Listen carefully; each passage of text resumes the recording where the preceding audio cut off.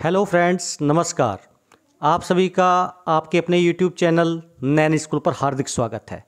आज के अपने इस वीडियो में हम डिस्कस करने वाले हैं उत्तर प्रदेश पुलिस कांस्टेबल भर्ती 2023 के बारे में, जिसका आज नोटिफिकेशन आउट हो गया है। और देखिए, बहुत बड़ी संख्या में 60,244 पदों पर जो है भर्ती निकली है। एक बहुत बड़ी संख्या है। और जितने भी बच्चे, जितने भी एक्स सर्विसमैन तैयारी कर रहे थे उत्तर प्रदेश पुलिस कांस्टेबल भर्ती की, उनके लिए एक गोल्डन अपॉर्चुनिटी यहाँ पर ये साबित हो सकती है।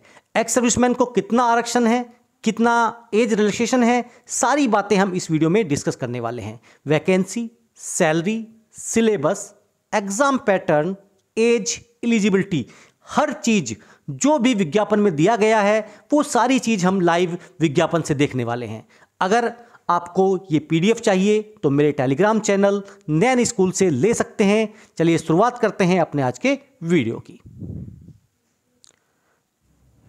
आप यहां पर देख सकते हैं उत्तर प्रदेश सरकार, उत्तर प्रदेश पुलिस भर्ती एवं प्रोन्नति बोर्ड 19 सी तुलसी माँ गंगा कॉम्प्लेक्स। यहाँ पर देखिए 23 दिसंबर 2023 की ये विज्ञप्ति संख्या है जो मैं आप सभी के साथ शेयर कर रहा हूँ। ये देखिए आप uppbpb.gov.in की ऑफिशियल वेबसाइट जो है वहाँ पर जाकर भी चेक कर सकते हैं।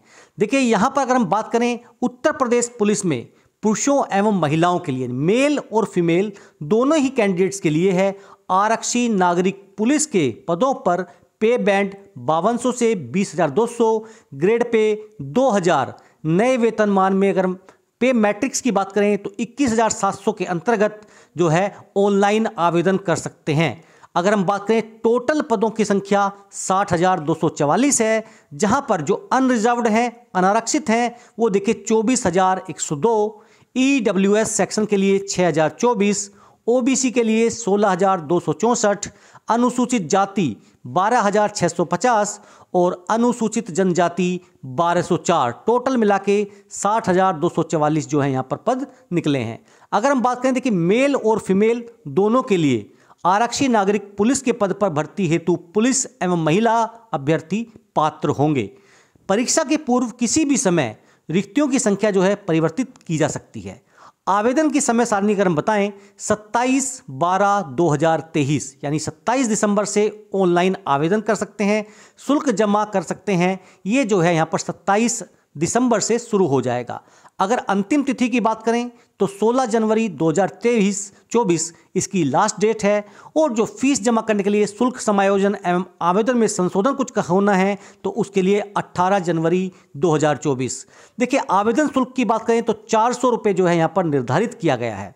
अब बात करते हैं योग्य अर्हताएं क्या क्या है, एलिजिबिलिटी क्या क्या है। सबसे पहले नेशनलिटी, नेशनलिटी भारत का नागरिक हो, तिब्बती शरणार्थी हो, जो भारत में स्थायी निवास के अभिप्राय से 1 जनवरी 1962 के पूर्व भारत आया हो, या भारतीय उद्भव का ऐसा व्यक्ति हो जिसने भारत में स्थायी निवास करने के अभिप्राय से पाकिस्तान, म्यांमार, श्रीलंका या किसी पूर्व अफ्रीकी देश Kenya, Uganda, United Republic of Tanzania से प्रव्रजन किया हो, तो ऐसी स्थिति में आप इसके लिए एलिजिबल हैं। अब बात करते हैं, परंतु यह भी कि यदि कोई अभ्यर्थी उपयुक्त श्रेणी ग का हो तो पात्रता का प्रमाण पत्र 1 वर्ष से अधिक अवधि के लिए जारी नहीं किया गया, यानी 1 वर्ष पहले से आपका जो है पुराना नहीं होना चाहिए। अब यहाँ पर देखिए सबसे पहले बात करें शैक्षणिक अर्हता की क्या है। अगर शैक्षिक अर्हता देखें यहाँ पे हम, तो भारत में विधि द्वारा स्थापित बोर्ड द्वारा 10वीं या 12वीं कक्षा उत्तीर्ण या सरकार द्वारा मान्यता प्राप्त उसके समकक्ष अर्हता होनी आवश्यक है। टिप्पणी, आवेदन करते समय अभ्यर्थी को अपेक्षित जो भी उसकी शैक्षिक अर्हता है अवश्य आधारित होनी चाहिए। अगर 10th मांगा गया है तो 10th, 12th होना मांगा गया है तो 12th, यानी कंप्लीट होनी चाहिए। आवेदन पत्र में प्रदर्शित शैक्षिक अर्हता की यथार्थता, शुद्धता और समकक्षता को सिद्ध करने के लिए अभिलेखीय साक्ष्य प्रस्तुत करने का दायित्व अभ्यर्थी का होगा। अब देखिए सबसे इंपॉर्टेंट यहाँ पर कुछ एक्स्ट्रा चीजें बताई गई हैं। अन्य बातों के समान होने पर ऐसे अभ्यर्थी को अधिमान प्रेफरेंस दिया जाएगा। यानी प्रेफरेंस की अगर बात करें, अगर सबके सेम मार्क्स आ जाते हैं, 2 बच्चों के, 3 बच्चों के, 5 बच्चों के, ऐसी कंडीशन में कैसे निर्णय लिया जाएगा कि कौन ऊपर रहेगा लिस्ट में। तो देखिए जिसके पास NIELT या DOEACC का कंप्यूटर का O लेवल का उसके पास अगर सर्टिफिकेट है तो देखिए उसको वरीयता दी जाएगी। प्रादेशिक सेना में अगर बात करें न्यूनतम 2 वर्ष की अवधि तक सेवा की हो तो उसको भी देखिए यहाँ पर बेनिफिट मिलेगा। और अगर NCC का B सर्टिफिकेट है तो देखिए उनको भी प्रायोरिटी दी जाएगी। आयु की बात करें, पुरुष के लिए 1/7/2023 को 18 वर्ष की आयु प्राप्त कर ली हो और 22 वर्ष की आयु प्राप्त न की हो, अर्थात 2 जुलाई 2001 से पूर्व तथा 1 जुलाई 2005 के बाद का जो उनका बर्थ नहीं होना चाहिए। यानी सीधी सी बात है, 2 जुलाई 2001 से अगर आप पहले पैदा हुए हैं तो देखिए आपके लिए नहीं है, और 1 जुलाई 2005 के अगर बाद पैदा हुए हैं तो भी आपके लिए नहीं है। महिला अभ्यर्थी ने दिनांक 18 वर्ष और देखिए यहाँ पर सेम लिखा हुआ है 25 वर्ष की आयु जो है यहाँ पर मेंशन की गई है। यानी फीमेल के लिए यहाँ पर 25 वर्ष के लिए जो लिमिट दी गई है, जहां 18 से 22 मेल के लिए, वहीं फीमेल के लिए जो है 18 से 25, यानी 98 से लेकर 2005 के बीच में होनी चाहिए।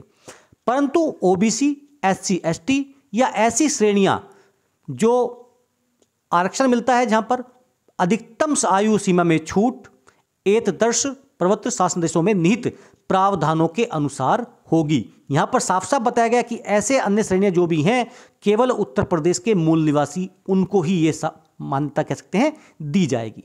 अब बात करते हैं कैरेक्टर सर्टिफिकेट की। अभ्यर्थी का चरित्र ऐसा होनी चाहिए कि वह सरकारी सेवा में सेवायोजन के लिए सभी प्रकार से उपयुक्त हो सके।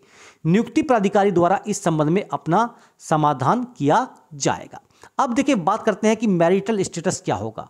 नियुक्ति के लिए ऐसा पुरुष अभ्यर्थी पात्र नहीं होगा जिसकी एक से अधिक पत्नियां जीवित हों, या ऐसी महिला अभ्यर्थी पात्र नहीं होंगी जिसने ऐसे पुरुष से विवाह किया हो जिसकी पूर्व में एक पत्नी जीवित हो। यानी आप मैरिड अनमैरिड दोनों ही स्थिति में हो सकते हैं, बट द्विविवाह जो बाइगैमी जिसको बोलते हैं या पॉलीगैमी जिसको बोलते हैं, वहां ऐसी कंडीशन नहीं होनी चाहिए। अगर ऐसी स्थिति में होता है तो आपके विरुद्ध कार्रवाई की जाएगी और आपको इसका दोषी माना जाएगा, और आपकी जो प्रक्रिया है, अगर आपका चयन भी हो जाता है तो यहां पर उसको निरस्त कर दिया जाएगा।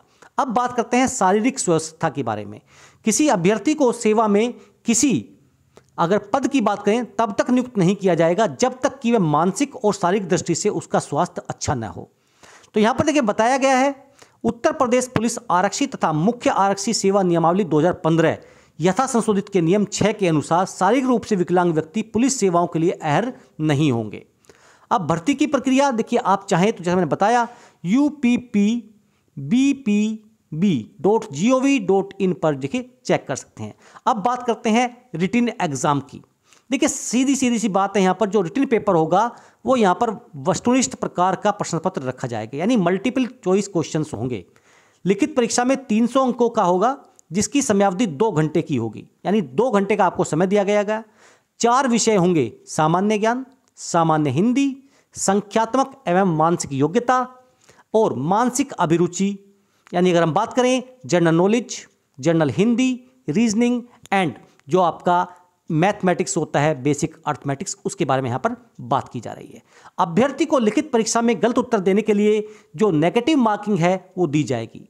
इस लिखित परीक्षा में कुल 150 प्रश्न होंगे जिनमें प्रत्येक सही उत्तर के लिए 2 अंक निर्धारित हैं। अगर आप गलत प्रश्न करते हैं तो आपका आधा नंबर काटा जाएगा। यह लिखित परीक्षा OMR सीट पर होगी। लिखित परीक्षा का पाठ्यक्रम जो है यहाँ पर परिशिष्ट 1 में संलग्न है। नीचे एक अपेंडिक्स दिया गया है, वहां पर पूरा पाठ्यक्रम दिया गया है। उसके देखिए आगे हम देखते हैं, सबसे पहले चीज, लिखित परीक्षा 1 से अधिक पालियों में अथवा 1 से अधिक दिनांकों को विभिन्न पालियों में, जो उनकी अगर बात करें शिफ्ट्स हैं, विभिन्न प्रश्न पत्रों के साथ संचालित कराए जाने की दशा में ऐसी परीक्षाओं में सम्मिलित होने वाले अभ्यर्थियों द्वारा प्राप्त अंकों के नॉर्मलाइजेशन हेतु बोर्ड द्वारा जो भी नॉर्मलाइजेशन प्रक्रिया होगी वो यहाँ पर आपको बता दी जाएगी। दिनांक 18/12/2023 में विहित प्रक्रिया अपनाई जाएगी। ये ऐसी कंडीशन है अगर 1 से ज़्यादा शिफ्ट में आपके पेपर होते हैं। अब देखिए बात करते हैं सही उत्तर X, यहाँ पर कुछ दिया गया है। लिखित परीक्षा के लिए विस्तृत प्रक्रिया को अवधारणा बोर्ड द्वारा किया जाएगा और इसे यथा समय बोर्ड की वेबसाइट पर जो है डाल दिया जाएगा। जैसा मैंने बताया OMR सीट पे होगा। OMR उत्तर पत्र की 3 प्रतियां होंगी जिनमें से मूल प्रति वाह्य एजेंसी द्वारा, द्वितीय प्रति और तृतीय प्रति अभ्यर्थी की होगी। यहाँ पर देखिए सारी चीज़ें बिल्कुल साफ साफ लिखी गई हैं। आप बात करते हैं डॉक्यूमेंट वेरिफिकेशन की। उसके बाद में जो डॉक्यूमेंट वेरिफिकेशन होगा वो बहुत इंपॉर्टेंट है। आपका जो भी डॉक्यूमेंट्स आपसे मांगे जाएंगे वो सभी डॉक्यूमेंट्स आपको वहाँ पर लेकर जाना होगा। देखिए, बात करते हैं जो फिजिकल स्टैंडर्ड है टेस्ट आपका PST, उसके लिए अगर हाइट की बात की जाए, सामान्य, OBC और जो भी अनुसूचित जातियों के पुरुष हैं उनकी मिनिमम हाइट जो है 168 सेंटीमीटर होनी चाहिए। अब बात करें ST के लिए तो 160 सेंटीमीटर है। जो सीना है देखिए 79 सेंटीमीटर और फुलाने के बाद 84 होना चाहिए। अगर अनुसूचित जनजातियों के लिए बात करें तो 77 और 82 है, यानी 5 सेंटीमीटर सीने का फुलाव जो है अनिवार्य है।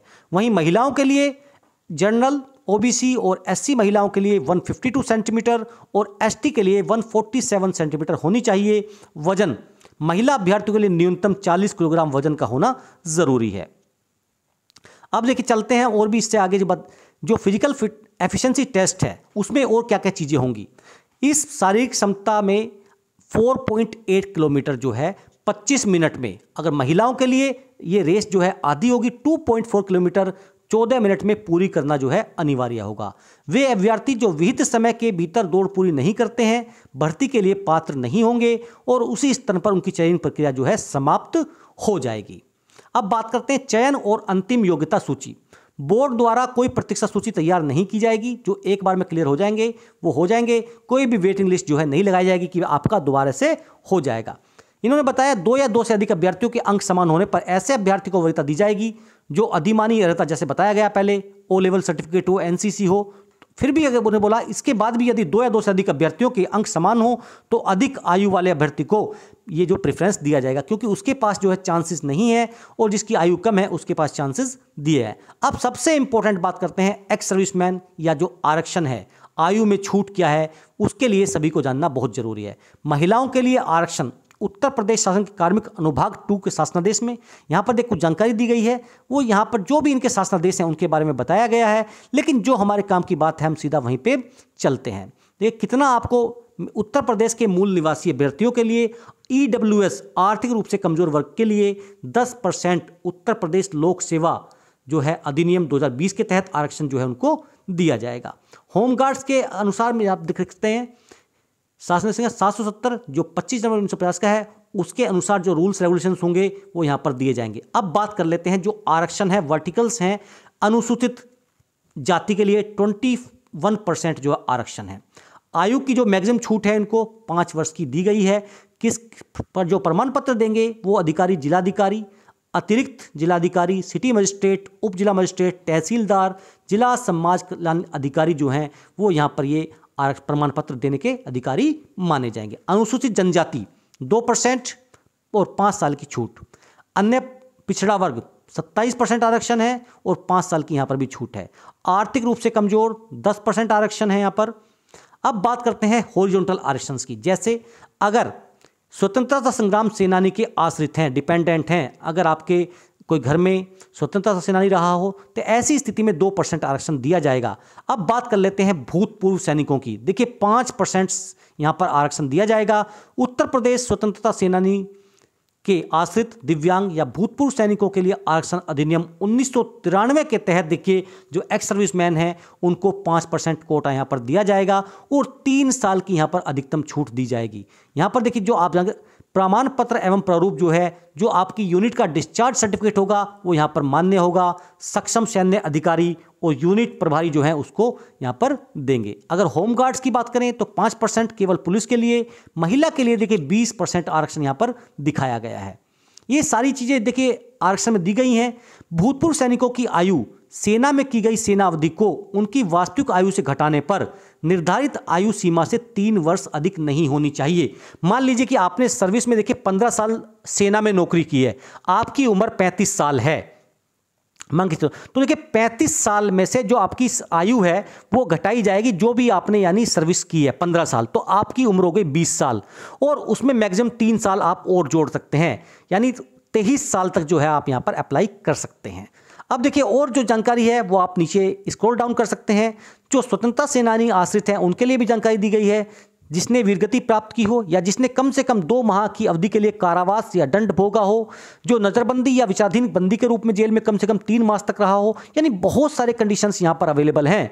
भूतपूर्व सैनिक का तात्पर्य ऐसे व्यक्ति से है जिसने थल सेना, नौसेना या वायुसेना में किसी कोटि में योधक या अनुयोधक के रूप में सेवा की हो, अपनी पेंशन अर्जित करने के पश्चात ऐसी सेवा से निवृत्त हुआ हो, यानी पेंशन उनको मिलती हो, मेडिकल आधार पर, चिकित्सीय आधार पर, जैसा कि सैन्य सेवा के लिए अपेक्षित हो, ऐसी सेवा से निर्मुक्त किया गया हो। ऐसी स्थिति में जो ऐसी सेवा के अधिष्ठान में कमी किए जाने के फलस्वरूप कि भाई हमें देखिए अपना जो है कम करना है संख्या बल, तो ऐसी स्थिति में निकाला गया हो तो देखिए उनको भी यहाँ पर मान्य किया जाएगा। निरंतर संगठित सेवा के लिए पेंशन पाने वाले, सैन्य सेवा के कारण जो चिकित्सीय उपेक्षाओं में अयोग्य व्यक्ति, शौर्य पुरस्कार पाने वाले, इनको देखिए यहाँ पर एक्स सर्विसमैन का कोटा दिया जाएगा। आरक्षण के लाभ को प्राप्त करने के प्रयोजन से भूतपूर्व सैनिक माने जाने के लिए संघ की तीनों सशस्त्र सेनाओं में कि किसी भी सैनिक के लिए आवश्यक है कि उसने आवेदन पत्र भेजने के संगत समय पर भूतपूर्व सैनिक का दर्जा पहले ही हासिल कर लिया हो। देखिए ऐसा नहीं है, साफ साफ यह मेंशन है कि आप देखिए नौकरी करने वाले हैं, आपको एनओसी मिलने वाली है, आपने पहले ही ये सारी चीज़ कर दी है। जी नहीं, आपके पास जब आपने फॉर्म भरा है उस टाइम पे जो है भूतपूर्व सैनिक का दर्जा होना चाहिए। ये बहुत इंपॉर्टेंट जानकारियां हैं जो देखिए छोटी छोटी जानकारी आपके लिए बहुत इंपॉर्टेंट है। ओबीसी वर्ग के लिए बताया गया 1 अप्रैल 2023 या उसके बाद का, किंतु इस भर्ती के लिए आवेदन पत्र अंतिम तिथि तक निर्गत होना चाहिए। देखिए ये सारी जानकारी हैं। अगर देखते हैं उसमें और भी कुछ जानकारी आपके लिए है तो देखिए मैं इसको स्क्रॉल डाउन कर रहा हूं, आपके साथ जरूर शेयर करूंगा। ऑनलाइन आवेदन की प्रक्रिया क्या है, आप ऑफिशियल वेबसाइट पर जाकर ऑल नोटिफिकेशन एडवर्टाइजमेंट पर क्लिक करना होगा। उसके बाद आरक्षी नागरिक पुलिस के लिए कैंडिडेट रजिस्ट्रेशन पर क्लिक करना होगा और आगे की प्रक्रियाओं को पूर्ण करना होगा। सभी अभ्यर्थी आवेदन पत्र के प्रारूप को भरे जाने हेतु निर्देशों को भली भांति समझ लें और तब आवेदन करें। इसके बाद अभ्यर्थी को आवेदन शुल्क का भुगतान debit card, credit card, internet banking, UPI के माध्यम से करना होगा। हेल्पलाइन नंबर दी गई है, यहाँ पर आप देख सकते हैं। किसी भी तरह की कोई समस्या है तो 04447749010 ये हेल्पलाइन नंबर है, आपकी समस्या का निवारण किया जाएगा जो आवेदन करने की अंतिम तिथि तक क्रियाशील रहेगा। ये नंबर केवल 18 जनवरी 2024 तक ही लागू रहेगा। विकल्प 1 ऑनलाइन शुल्क का भुगतान। यहां पर देखिए बताया गया है ऑनलाइन शुल्क के सफलतापूर्वक जमा होने पर अभ्यर्थी का आवेदन पत्र प्रिंट करते ही सबमिट हो जाएगा। यदि अभ्यर्थी अंतिम रूप से सबमिट नहीं करता है तो अंतिम तिथि को आवेदन पत्र स्वतः ही सबमिट माना जाएगा। शुल्क जमा करने की अंतिम तिथि तक अभ्यर्थी द्वारा शुल्क जमा करने की दशा में ही उसका आवेदन स्वीकार होगा, लेकिन अगर अंतिम तिथि का उन्होंने शुल्क जमा नहीं किया है तो देखिए वो फॉर्म जो है वहीं पर कैंसिल हो जाएगा। आप डिजी लोकल के माध्यम से भी अपने डॉक्यूमेंट्स जो है सबमिट कर सकते हैं। फोटोग्राफर और हस्ताक्षर के लिए बताया गया है यहाँ पर हस्ताक्षर मिनिमम 5 KB और मैक्सिमम 20 KB। सेम देखिए जो आपका फोटो है रंगीन फोटो मिनिमम 20 KB और मैक्सिमम 50 KB का होना चाहिए। और जो भी जानकारी देखिए यहाँ पर लिखी गई है कि आपके चेहरे पर छवि स्पष्ट दिखनी चाहिए। नामांकन के लिए फोटो 6 महीने के भीतर ही लिया गया, यानी पुराना फोटो ना हो। चेहरे के दोनों किनारे दोनों कान साफ दिखते होने चाहिए, ऐसा नहीं कि एक कान दिख रहा है कि नहीं दिख रहा है। यानी सारी जानकारी यहाँ पर देखिए दी गई है। अगर आपको पढ़ने के बाद किसी समस्या में आ रही है किसी पॉइंट में तो आप देखिए मेरे टेलीग्राम चैनल नैन स्कूल पे मुझसे क्वेरी कर सकते हैं, कमेंट कर सकते हैं, ताकि आपकी जो भी परेशानी हो वो आपको यहाँ पर बता दी जाए। देखिए क्या क्या सिलेबस है। सामान्य ज्ञान आप देख सकते हैं, मैं स्क्रॉल डाउन कर रहा हूँ। उसके बाद सामान्य हिंदी, उसके बाद जो न्यूमेरिकल एंड मेंटल एबिलिटी है, उसके अंदर न्यूमेरिकल एबिलिटी में क्या क्या क्वेश्चंस आएंगे, क्या क्या पॉइंट्स हैं, डेसिमल, प्रॉफिट लॉस, चक्रवर्ती ब्याज, मानसिक योग्यता, यानी सारे क्वेश्चंस यहाँ पर आपको दिए गए हैं। मेंटल एप्टीट्यूड्स में क्या क्या होगा, आईक्यू लेवल, तार्किक रीजनिंग एबिलिटी। उसके आगे चलते हैं। देखिए ये अब आ चुके हैं जो आपके परिशिष्ट हैं, जो अपेंडिक्स हैं। आपका जाति प्रमाण पत्र जो है किसका आधार होना चाहिए, उसका प्रारूप क्या है, वो सारी चीज़ें नीचे आपको दी गई हैं। लेकिन ये जानकारी थी आपको उत्तर प्रदेश पुलिस कांस्टेबल भर्ती 2023 के बारे में। 60,244 पद यहाँ पर निकले हैं। तो आप देखिए किसी भी कैटेगरी से बिलोंग करते हो, आपके लिए ये जो भर्ती है बहुत इंपॉर्टेंट होने वाली है, क्योंकि 2024 के चुनाव से पहले इतनी बड़ी संख्या में भर्ती निकलना जितने भी कैंडिडेट्स हैं उनके लिए गोल्डन अपॉर्चुनिटी साबित हो सकती है। अगर ये जानकारी आपको पसंद आई तो आप अपने जानने वालों के साथ, उन सभी के साथ शेयर कर सकते हैं जिनके बच्चे या जो खुद इसका लाभ उठा सकते हैं। फिर मिलेंगे आपसे। जय हिंद, जय भारत।